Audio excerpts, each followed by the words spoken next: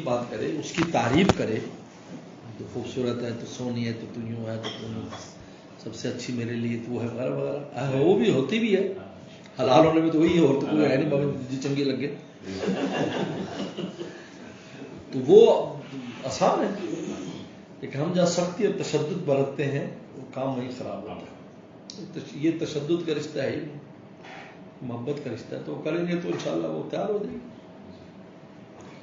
تو اس لیے بیلنس کر کے چلنا چاہیے. دونوں طرف کے حقوق ہے، ادھر کی بھی حقوق ہے، ادھر کی بھی حقوق ہے. اللہ تعالیٰ نے سب کے حقوق رکھے. کسی مولوی صاحب نے کہا کہ مولوی صاحب سے کہا کہ جی، انہوں نے کہا کہ وہی پڑھی لکھی تھی، انہوں نے کہا مسئلہ تو یہی ہے کہ بھائی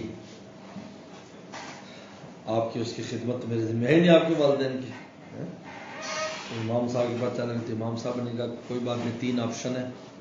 پہلا آپشن یہ ہے کہ یہ خود خدمت کرے اپنے ماں باپ کی، جب تک ماں باپ اس کو اجازت نہ دے یہ گھر نہ آئے. اور بچوں کو عورت سے کہا کہ تو سنبھالے گی، یہ ماں باپ کے گھر رہے گا. نمبر 2 جو بچے ہیں ان کے ذمہ بھی فرض ہے، کیونکہ ان کے دادا دادی ہیں، لہٰذا وہ بھی ان کے پاس رہے. وہ جب کہیں جاؤ تو جائیں، نہیں تو وہیں رہے، تو آپ گھر میں رہیں. ٹھیک ہے. تیسرا آپشن یہ ہے کہ یہ ایک شادی کر کے وہاں چھوڑ دے، وہ اس کی خدمت کرے، خدمت کے لیے لائے. اور نہیں، ایک نرس لائے، اس نرس سے ماں باپ خدمت کرائے.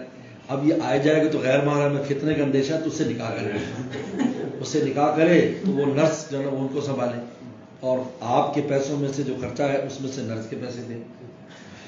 تو عورت نے کہا کہ مولانا صاحب سسرال کے رشتے ساس سسر کی خدمت کا اجر ہے نا؟ اجر ہے کہ مجھے نہیں چاہیے اجر.